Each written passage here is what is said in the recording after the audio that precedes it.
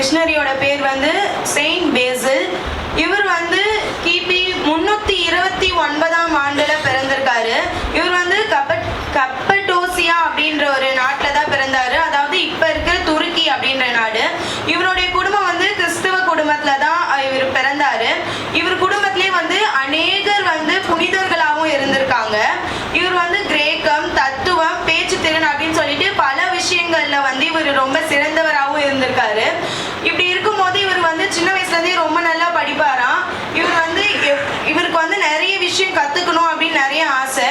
ஆனாலும் வந்து ஒரு நாளும் அவர் பெருமையா பேசிக்கிட்டது கிடையாது. இவர் வந்து ஏழைகள், நோயாளிகள், அனாதை இப்படின்னு சொல்லிட்டு பல பேருக்கு வந்து சேவை செஞ்சு வந்துட்டு இருந்தாரு. கிறிஸ்துவ நம்பிக்கைய வந்து மக்கள் கிட்ட வந்து நிறைய பரப்புவாரு. இவர் வந்து படிச்ச ஒவ்வொரு விஷயத்தையும் வந்து அவருக்காக இல்லாம மக்களுக்காகவும், அதாவது கிறிஸ்துவத்தை வந்து நான் மக்கள் கிட்ட பரப்பணும் அப்படின்னு சொல்லிட்டு அநேகமா பிரயாசப்படுவாரு. இவர் வந்து கிபி 370ஆவது ஆண்டுல பிஷப்பாக நியமிக்கப்படுறாரு.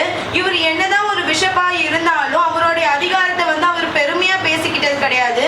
இவர் வந்து அவரோட அதிகாரத்தை வந்து தாழ்த்தி தான் அவருக்கு பழக்கம். எந்த ஒரு விஷயத்தையுமே எனக்கு அது இருக்கு இது இருக்குன்னு சொல்லிட்டு அவர் எப்பவுமே பெருமையா பேசிக்க மாட்டாரு.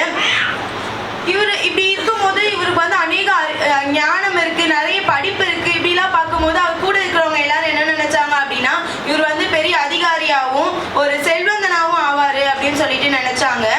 ஆனா வந்து இவர் வந்து அதை வந்து எனக்கு இந்த அறிவும் ஞானமும் வந்து கர்த்தர் கொடுத்தது, இது நான் அவருக்காக தான் பயன்படுத்தணும் அப்படின்னு சொல்லிட்டு மக்கள் கிட்ட கர்த்தர் கொடுத்த ஞானத்தை மக்கள் கிட்ட கிறிஸ்துவத்தை பரப்புறதுக்காக தான் அவர் வந்து உபயோகப்படுத்தினாரு. இவர் வந்து கிறிஸ்தவ அன்பை வந்து வார்த்தையால மட்டும் இல்ல அநேக செயல்களாகவும் காட்டினாரு. எக்ஸாம்பிள் பாத்தீங்கன்னா இவர் வந்து பெசிலியட் அப்படின்ற ஒரு சேவை மையத்தை வந்து உருவாக்குனாரு. அந்த சேவை மையம் வந்து பாத்தீங்கன்னா ஒரு நோயாளிகளுக்கு ஹாஸ்பிட்டலா இருந்திருக்கு, ஏழைகளுக்கு உணவு தரும் இடமாவும் இருந்திருக்கு, வீடு இல்லாதவர்களுக்கு தங்கும் இடமாவும் இருந்திருக்கு, அனாதைகளுக்கு பாதுகாப்பு இடமாவும் இருந்திருக்கு. இப்படி அநேக ஊழியத்தை அவர் செஞ்சு வந்துகிட்டு இருந்தாரு. இந்த ஒரு இடத்தை, இந்த ஒரு சேவை மையத்தை வந்து அன்பின் நகரம் அப்படின்னு சொல்றாங்க. இவர் வந்து எந்த ஒரு இடத்துலயுமே அவரை வந்து உயர்த்தாம கர்த்தருக்காகவே அவருடைய வாழ்க்கையை அர்ப்பணிச்சாரு.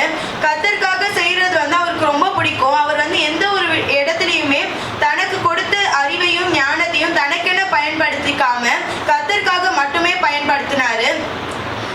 இது மாதிரி நிறைய இடத்துல வந்து தவறான போதனைகள் வரும்போது இவருக்கு ரொம்ப கஷ்டமா இருக்கும். இவர் வந்து அந்த இடத்துலலாம் வந்து அந்த தவறான போதனைகளை தடுத்து அதற்கு எதிராகவும் பேசிக்கிட்டு இருந்தாரு. இதெல்லாம் பார்க்கும்போது இவருக்கு வந்து புத்தகம் எழுதணும் அப்படின்ற ஒரு ஞானமும் வந்துச்சு. இந்த தவறான போதனையை வச்சு அவர் நிறைய நூல்களையும் எழுதியிருக்காரு. இப்படி அநேக நேரத்திலையும் அநேக ஆண்டுகள், அநேக காலங்கள் இவர் கிறிஸ்துவுக்குள்ளாய் வாழ்ந்து வரும்போது உடல்நிலை பலவீனமாச்சு. இப்படி உடல்நிலை பலவீனம் ஆனதுனால கிபி 379ஆம் ஆண்டுல உலகை விட்டு சென்றாரு. அவர் உலகை விட்டு சென்றாலும் அவர் இந்த உலகத்துக்காக விட்டு சென்றது அன்பு, சேவை, நியாயம், நம்பிக்கை இப்படின்னு சொல்லிட்டு பல காரியங்களை வந்து விட்டு சென்றிருக்காரு.